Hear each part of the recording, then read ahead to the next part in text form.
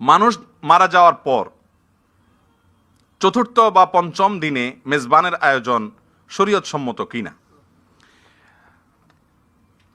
এই বিদাতটি বাংলাদেশে সবচেয়ে জনপ্রিয় বিদাত। বাংলাদেশে যে বিদাতটি পরিমাণে সবচেয়ে বেশি করা হয় সেটা হলো মানুষের মৃত্যুর পর এই তথাকথিত মেজবানি বা জিয়াফত, এক এক এলাকায় এক এক নাম দেয়, এর আয়োজন করা। আর এই ক্ষেত্রে, বেদাতের ক্ষেত্রে সবচেয়ে বেশি অগ্রসর বাংলাদেশে মানুষকে নেতৃত্ব দিচ্ছে অনেকটা চট্টগ্রাম। ঠিক না? ঠিক। মেজবানি খানা খেতে গিয়ে মানুষ মারা যায়, সেই ঘটনা চট্টগ্রামে ঘটে। দেখুন, এ বিষয়ে আমরা বারবার বিভিন্ন জায়গায় বলেছি, যেহেতু প্রশ্ন আসছে আবারও বলতে হয়। এটা হলো আল্লাহর জমিনে যে সমস্ত অযৌক্তিক কাজগুলো হয়, জুলুমগুলো হয়, তার মধ্যে থেকে একটা।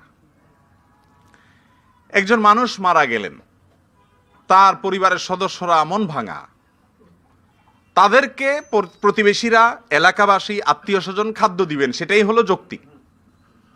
কারণ তারা রান্না বাড়া করা, খাদ্য প্রস্তুত করার জন্য তারা মানসিকভাবে প্রস্তুত নয়। আর সেজন্য রাসূল আকরাম সাল্লাল্লাহু আলাইহি ওয়াসাল্লাম বলেছেন, ইসনাউ লি আলি তালিব তুআমা, আলে তালেবের জন্য তোমরা খাদ্য প্রস্তুত করে দাও, কারণ তাদের যা ঘটার তা ঘটেছে, অর্থাৎ তাদের প্রিয়জনকে তারা হারিয়েছেন। অতএব ইসলাম বলে কেউ মারা গেলে তার পরিবারদেরকে, তার পরিবারের সদস্যদেরকে, এলাকাবাসী, আত্মীয় স্বজন খাদ্য দিতে থাকবে যতদিন না তারা স্বাভাবিক হয়। এটা উচিত। আমাদের দেশে দেয়ও, মানুষ দেয় না তা না, সব এলাকাতেই কম বেশ দেয়, কিন্তু প্রথম 2 দিন 4 দিন দিয়া এরপরে একসাথে সুদে আসলে তুলে নেয়।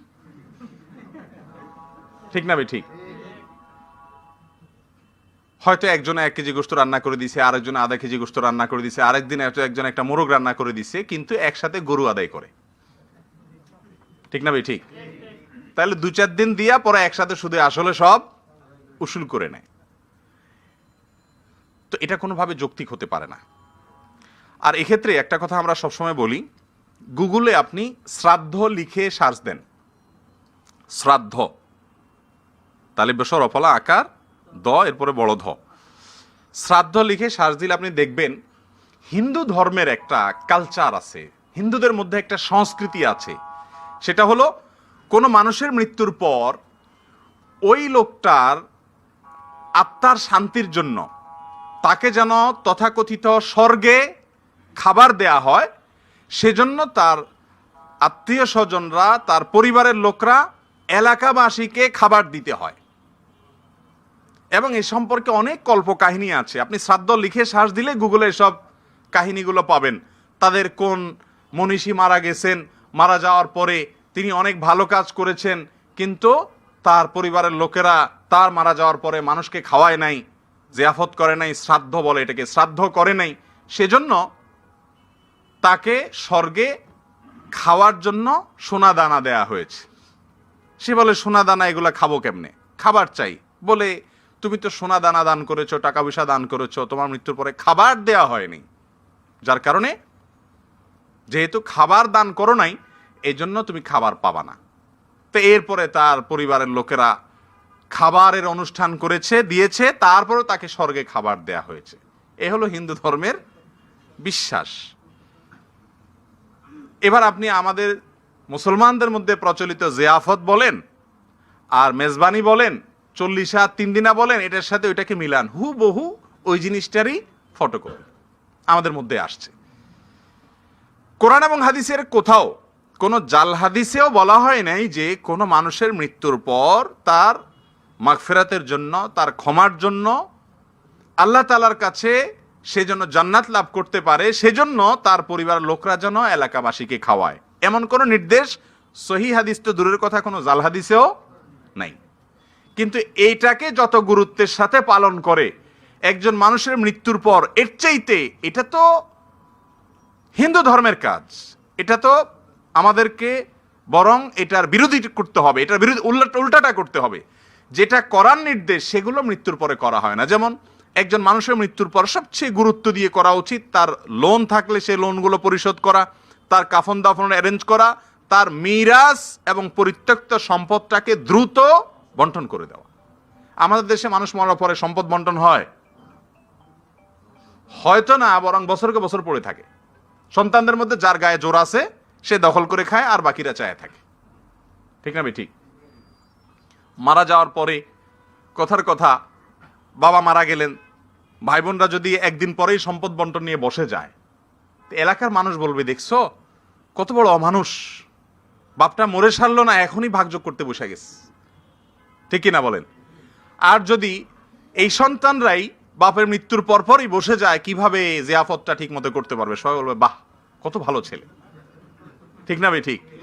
এই সমাজে উল্টাটা করলে তাকে বাহবা দেয়া হয়, আর সঠিকটা করলে তাকে ভৎসনা করা হয়। প্রিয় ভাইরা আমার, এই জন্য তথাকথিত মেজবানি, তথাকথিত জিয়াফত এবং মানুষ মারা যাওয়ার পরে 3 দিনা 4 দিনা 40 10 দিনা কুলখানি, এগুলোর মূলোৎপাটন করে ফেলতে হবে।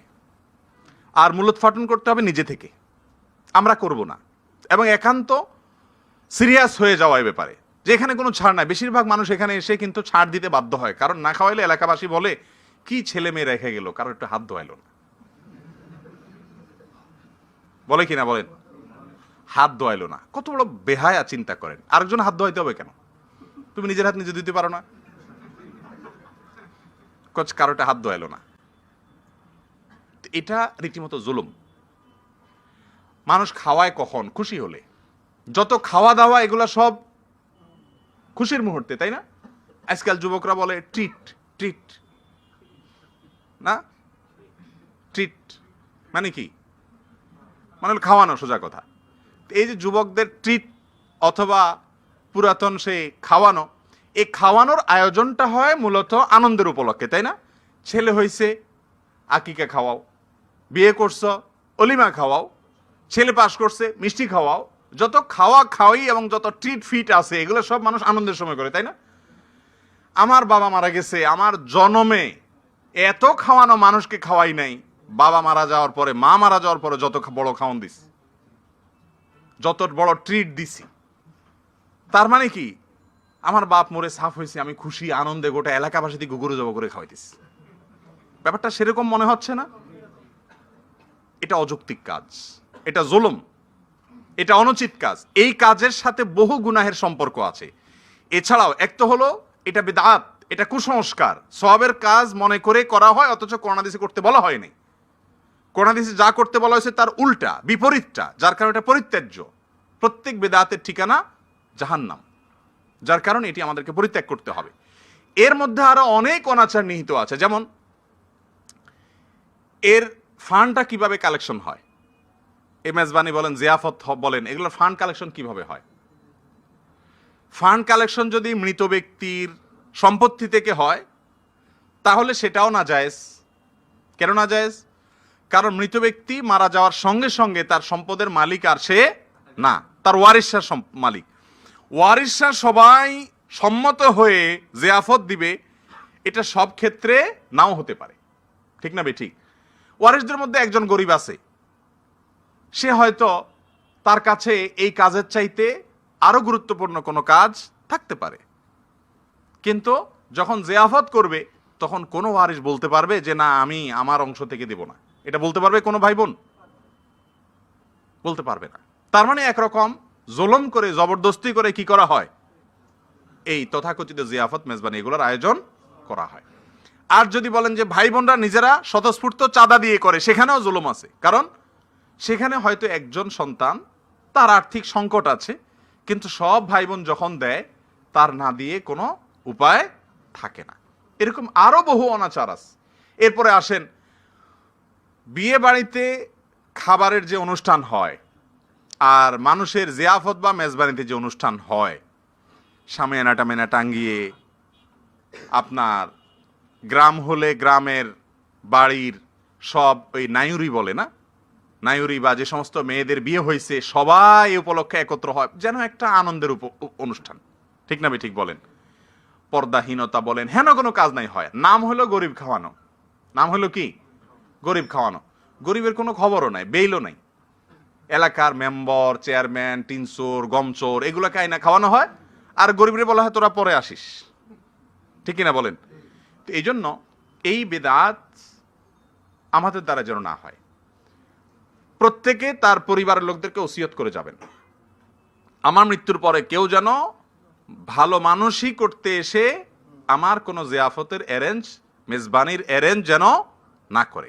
আপনি ওসিয়ত করে যাওয়ার পরেও যদি করে, তাহলে আল্লাহর কাছে আপনার কোনো দায় ইনশাআল্লাহ থাকবে না। কিন্তু আপনি জানেন যে আপনার এলাকাতে এগুলো হয়, আপনার মৃত্যুর পরেও হয়তো হবে, অতএব আপনার দায়িত্ব হলো বলিষ্ঠভাবে কি করা? ওসিয়ত করে যাওয়া। আল্লাহ তাআলা আমাদের সবাইকে তৌফিক দান করুন।